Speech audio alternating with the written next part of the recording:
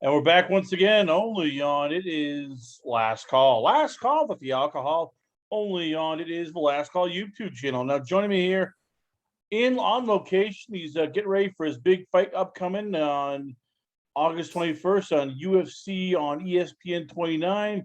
And, well, he's looking to make a new winning streak, and we're looking forward to it. I give you, once again, the Killa Gorilla himself. I give you it's Jared Cannonier. Jared, so let's start off here. You were originally going to be fighting Paulo Costa. Now you're getting Kelvin Gastelum. Is there a part of you that's disappointed because I could tell you really want to knock out Paulo Costa? He just runs his mouth a lot. It's like, ooh, I got to shut somebody up who I just really don't like. Whereas Gastelum's sort of like this just, I don't know, regular guy. Well, I have no sort of emotional connection to Paulo Costa. I don't like or dislike him either way. So when he pulled out, I wasn't disappointed. I was just hoping to get a good, a good replacement. And Gastelum was one of the names who was at the top of my list. So yeah, it sucks. Costa is definitely ranked higher. He just challenged for a title. That's definitely a knockout. There was definitely another what they call it, contender type garnering win. So it is what it is. But a dominant win over Kelvin Gastelum, I feel will do the same thing, and that's what I plan on doing.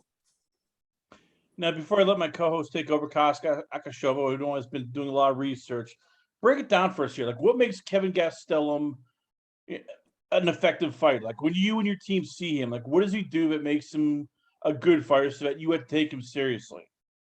Well, he's athletic. He's got good movement. He bounces in and out very quickly. We all know that he has, one punch knockout power in his lead hand, and we can only imagine that he has more in his rear hand. He's built like a freaking, he's not too tall in stature, but he's still built like a tank, with a lower center of gravity. He's got, all those good things. He's got the striking, he's got the wrestling, and he's got the experience. He's been in there with some very prominent names in the division, let alone in our sport. So Kelvin Gastelum is the man. He can retire today and happily ride off in the sunset with the credentials that he's garnered in the UFC. So I have all the respect for him. And I'm as excited to fight him as I would have been fighting Costa.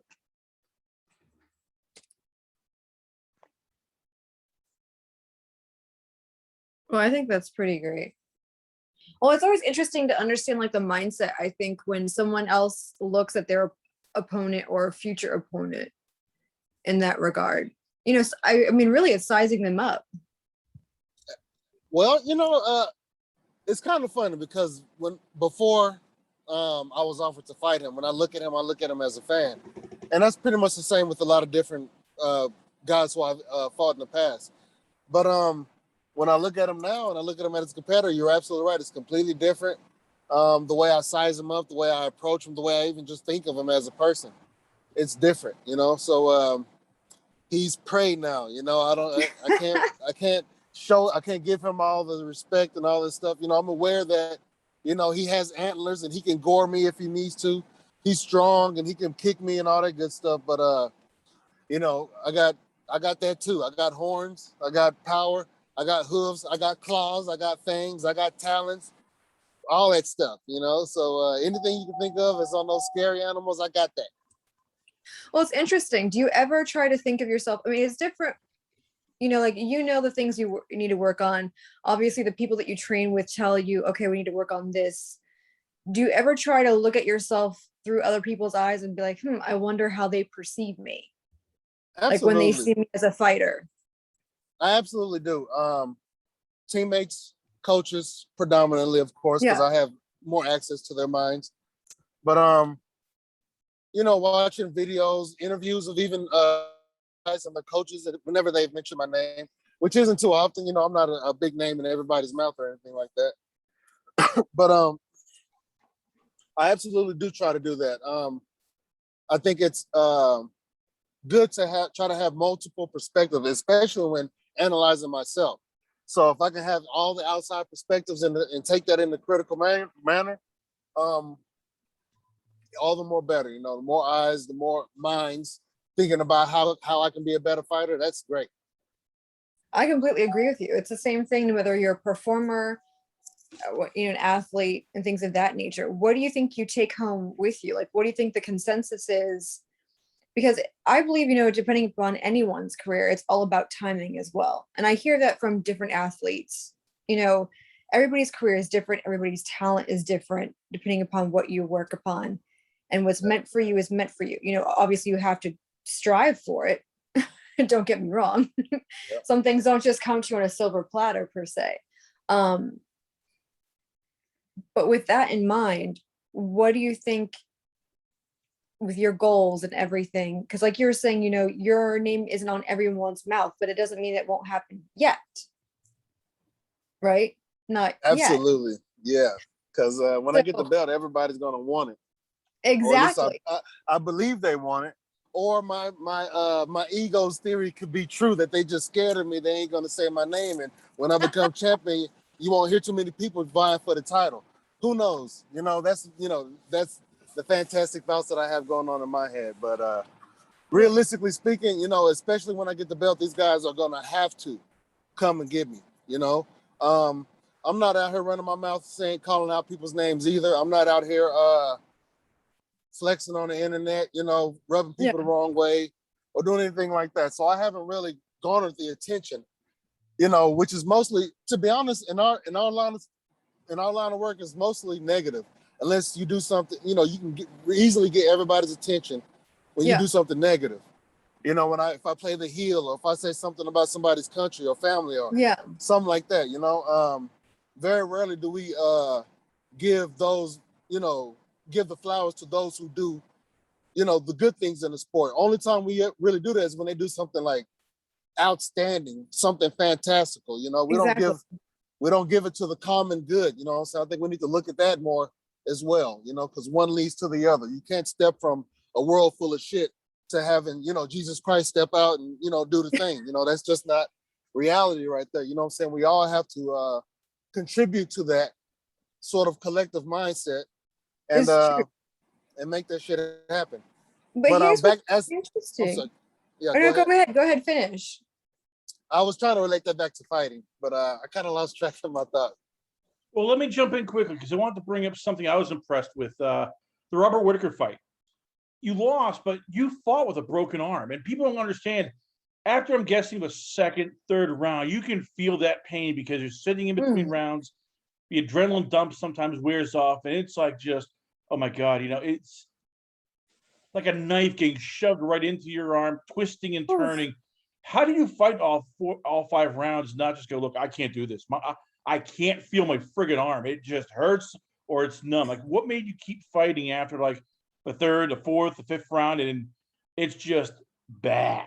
Yeah, was it like the song The Weeknd, I can't feel my face when I'm with you? It wasn't quite like that. But it was just as crazy. One thing I will say that I was so focused on trying to win that fight, trying to figure out how can I get closer to Robert? How can I get what strike can I use on Robert without getting out of position? I was just so focused on trying to win that fight that I wasn't even thinking about the arm. I knew I couldn't use it. I knew I didn't have it, which was more annoying than it was painful. But man, what could I have done, right? I couldn't just sit there and start licking my wounds right there in the middle of the cage. People have fought with worse, so on top of that, none of that stuff was really going through my mind. Again, I was just trying to win that fight. It was a big fight, it was a big fight on one of the biggest stages of one of the biggest cards of that year, on a really big stage. So everything else the arm was secondary to just winning that fight, and then everything else becomes secondary to that. It sucked again, and especially the aftermath of it really sucked. If I would have won, it would have made it just a little bit sweeter, but you know, I'm still proud of all the scars that I have on my body, so it's all good. I think that's always interesting because obviously your opponent is aware and they want to use something like that against you. I mean, I would. Let's be honest. I obviously wouldn't want it. I mean, if you're thinking that way, you want to use someone's injury against them, right? And use it to their advantage, unfortunately. But Yeah, so man. you Yeah. knowing that going into a fight, you have to be like, okay, well, what's my strategy in regards to this, right? Not Yeah. just with the pain or if someone hits it. So how, knowing that, do you go into a fight like that already trying to mentally prepare, like, ooh, this is going to be something. This is going to be something. At this point in my career, I've dealt with with multiple traumatic injuries. None of them have been traumatic to the point where I had to, you know, stop and somebody call the stretcher and get me out of here or anything like that. So, you know, God forbid, if anything were to happen again, I think I would probably be better prepared because I just went through it. It's one of the things that I took away from that last fight is being able to fight in a compromised state.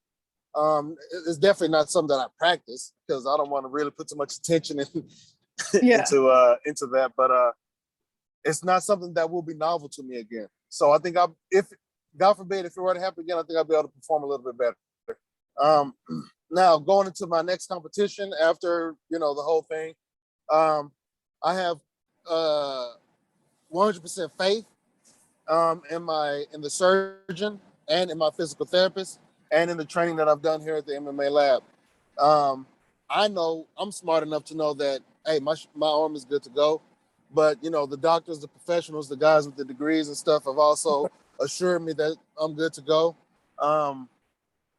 And the work that I'm putting in at the lab cannot possibly be harder than the work I'm going to put in the octagon. So I'm ready. I'm good to go. If anybody wants to target the arm for however they want to do it, you know, good luck. But I got answers for that too. You know, I didn't just go. I didn't go through all that, you know, and not learn anything from it. So I got answers for that too. The answers that may even in the fight. So that's what I'm talking about. Are you also the type of athlete? Because I'm always the type of individual as well, just on a personal level, no matter what I'm doing. Do you also research your own as well? So not just what doctors tell you and therapists tell you, or like, okay, what else can I do for myself? Whether it's like something as simple as a supplement, probiotics, CBD oil, rubbing all of that, CBD, Epsom salt, like miracle oil, all over that. You know, are you also that type of individual as well? Yes, especially during the first, because I don't know if everybody know, I had two surgeries. I had the first surgery to fix the arm, and then it was declared a non-union, and I had to have another surgery to correct the correction, if you will. Yeah. But especially during that first iteration, I looked up some stuff extensively. Yeah. You know, and then the second time around, you know, I did it even better. So, you know, I'm back. My arm is strong, and I'm not going to divulge some of my secrets or anything like that. Just a lot of common stuff. You know, eating right, eating definitely to help build bone. I don't supplement too much, you know, so I can't really speak on that. Well, but, let me jump in. A quick question on this segment away from it. Last one. Mentally, how tough was it for you getting over it? Because you and I, anybody who's competed, you know that first time you get injured or when you suffer an injury, you're always worried. Oh crap! Was it healed? Is it okay? I feel phantom pain. I think my arm is broken again. I'm not sure. I mean, how tough was it? You know, train those first couple of weeks and, you know, trying to ignore your mind going, no, it's fine. This may be a little bit of pain, but the arm is fine. And your mind's going, no, this is broken again. We're worried. We might have to retire. How do you mentally just go, okay, I'm fine? It's true. Well, goddamn, I didn't say any of that you just said. I'm not going to retire. My arm is going to be fine. You know, I was just being smart about it. I was listening to my doctors, listening to my therapist. The arm is healed. The human body can heal as long as you put it in the right place, do all the right things. You know, the body heals itself. So I did that. You know, the first time, it was, yeah. The first time it didn't work, they found some infection in the bone that could have possibly been the reason why. But the second time it worked, and the arm is better. Anybody, like you said, Chris, anybody will say getting back into training after those, those first couple of days, those first couple of practices are sort of, it's like baby deer walking on his brand new legs and stuff. What is this? Trial Is basis. this ground hard enough? Are my legs strong enough? Mhm. So, but it was a gradual process for me. It was me and my therapist, I like the conservative approach. So does my therapist. So it worked out perfectly. On top of that, he's very, it wasn't just therapy, it was strength and conditioning. So it played right into my work. The recovery played right into what I did do as a professional. It kept me in shape. It made me stronger in certain aspects. So I was having fun throughout the whole process. I wasn't deterred or, downtrodden or anything like that, or depressed, like, as some of us may have experienced with past injuries. But, I can attribute that to the therapist and to my environment here at the lab, here in Phoenix. It was just only a matter of time. So that's what I kept telling myself. Not really focusing on not being able to use the arm that I want to right now, knowing that it'll come a time where I can use it, and even more so come a time where I'll be able to lift the belt up with it. There you go. I love your positivity. I think more people can learn from that, because a lot of people, I think, go through, like Chris was saying, sometimes it's natural as humans to have like those negative thoughts plague you. And it happens. They come through your mind, and you go straight from 0 to 60, and you're like, how do you, no matter what point you are as in a career, whether you're in entertainment, whether you're an athlete, whether you're an Olympian, how do you, change your mindset to be positive? I think one of the things, and it sounds like you have it, is surrounding yourself with a good support. Yeah, that, and I just have a positive outlook on life. My goal is to conquer most, if not all, facets of life. My goal is to conquer all facets of life, but that's my goal. And all the things that can happen in life, I don't want to be the one to say I couldn't handle that, or I couldn't overcome that, or I couldn't do that. Anything that comes into my life, I want to say, yep, I did that. I handled that. It's done. What's next? So I guess that's a natural drive of mine. I don't go out seeking too much. I do things the way I like to do it, in accordance to my will and my will alone. So as far as that goes, I like to stay positive. I know positivity can bring out a positive mindset, can bring out a positive outcome. And life is only how I perceive it. So, the world could be on fire, but I could be skipping down the street having a good old time. You know what I'm saying? So call It me sounds crazy. kind of like Call you me believe in crazy if you want to, manifestation but there. yeah. It's Correct about, me if I'm wrong. I'm sorry, what was that? It sounds like you're talking about manifestation there. Correct me. Are you manifesting this belt? Is that what you're doing? Are you There you manifesting go. this belt? Yep. You see it. All right. You All see right. things. I feel you. So yeah, that's, it's all a part. That's what it is. That's what it's about. Taking control of life, the cosmos, or anything, any way you want to think about it, and orchestrating it the way that I want to, and the only way I want to orchestrate is in a way that benefits me or anybody else around me. I don't want to do it at the expense of anybody. That's why you'll never see me play the heel, talk any shit about anybody, unless of course I got to take aim at somebody. But because I feel you on clap that. back too. Sorry, go ahead. I was just saying, because I clap back too. I know a lot of people think I'm super spiritual and stuff, but anyway. Yeah, but you know what? Even Jesus, turned those tables. So Exactly, right. And I do there's a whole lot time more than for flip some everything. tables, man. But see, how is it? And this is what I find interesting these days in regards. I hear a lot of, everyone trying to be sportsman-like, and I understand people train with, each other and the different facilities. But then I understand that people at certain times do need to clap back, if you will.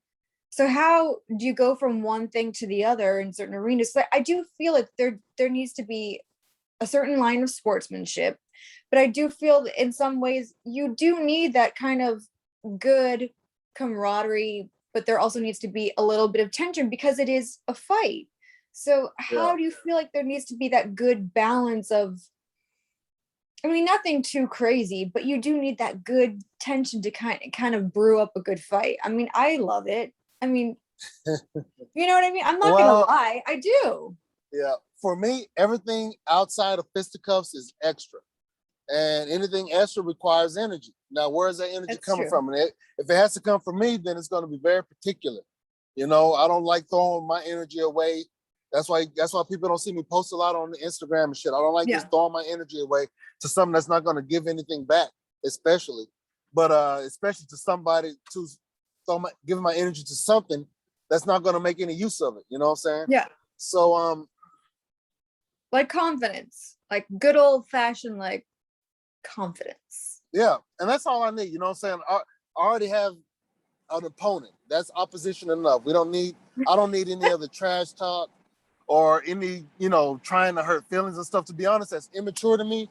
That's beneath me. And if I see you doing that, then I'm gonna have to beat your ass like a kid because that's how you acting.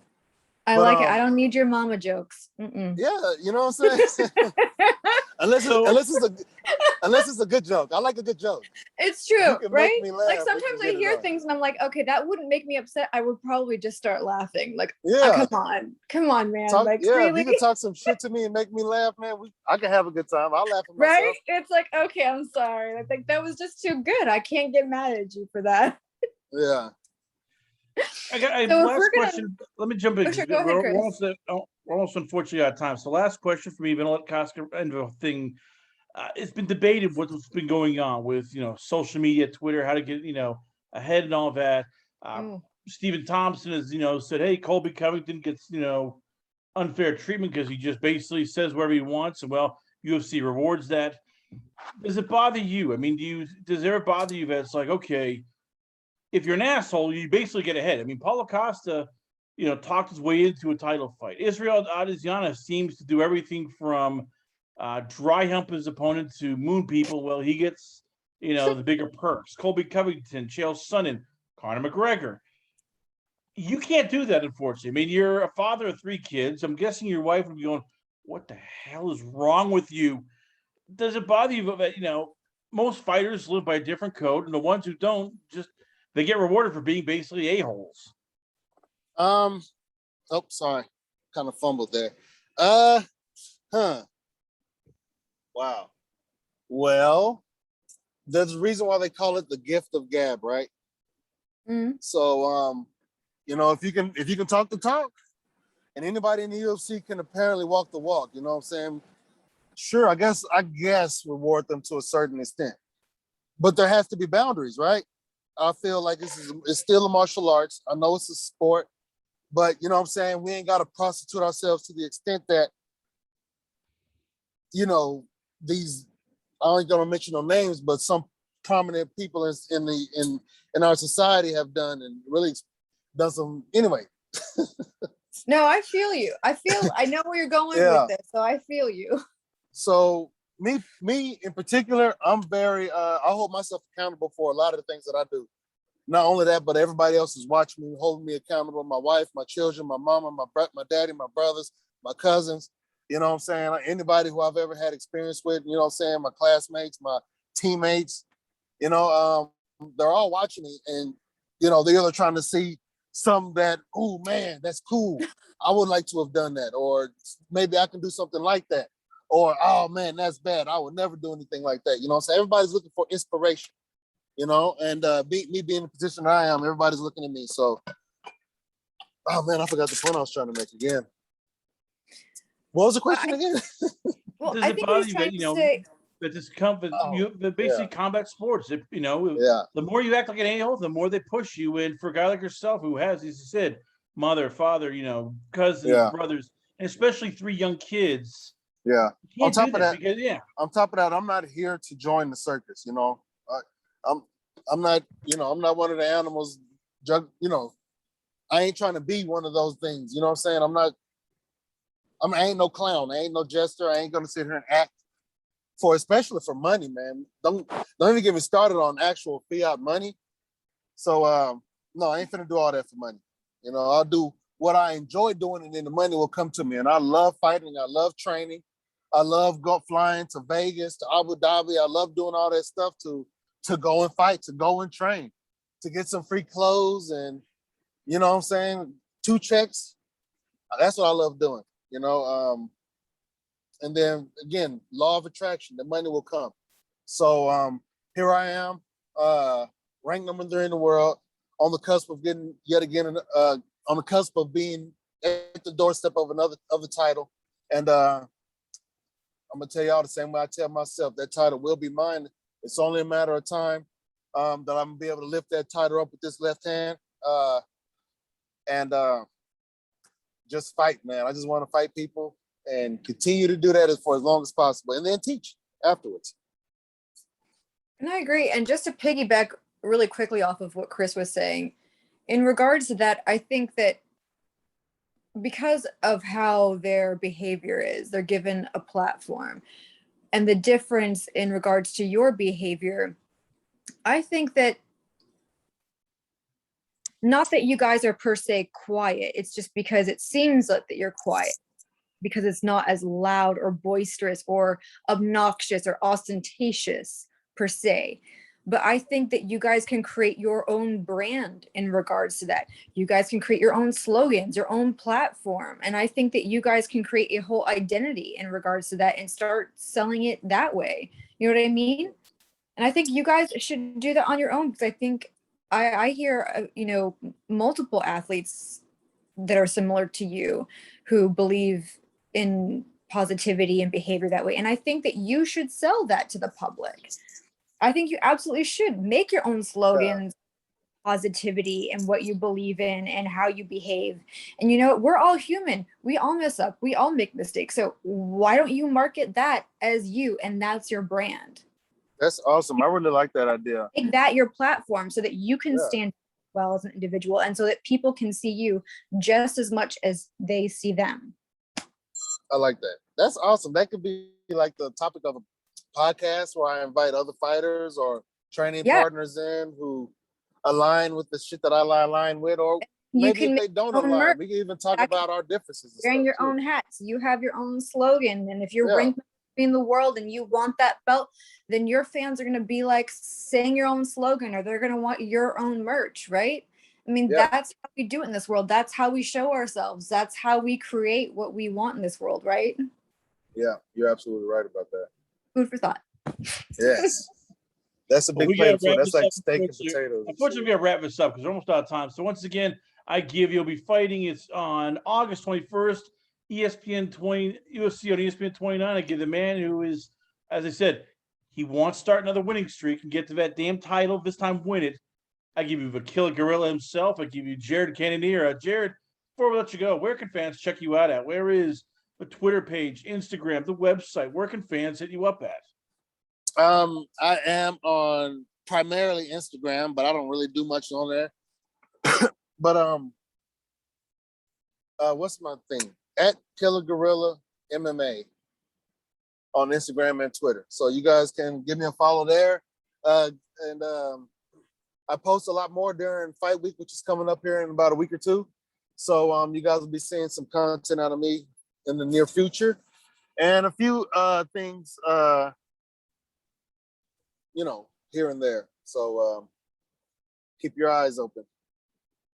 And that is great. I think you should do stuff with your merch, and I'm just throwing that out there. And if your thing is Killa Gorilla, I think that I could hook you up with an artist and they can make you something cool with that little slogan. Just thinking. Yeah. I'm just saying there's always opportunities out there to take advantage of in this world, and people want to be their artistry and talent if they're not known. Yeah. I know a few people. I actually had my therapist's son who actually did my last shirt for me. He did a really good job on it too.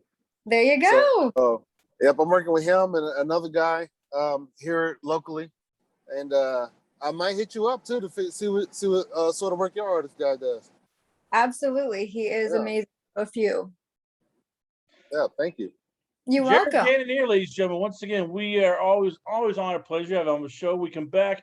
Stay tuned for more great interviews coming up next couple almost days, weeks, even hours. Only on It's Last Call. Last Call with the Alcohol. Only on the Last Call YouTube channel.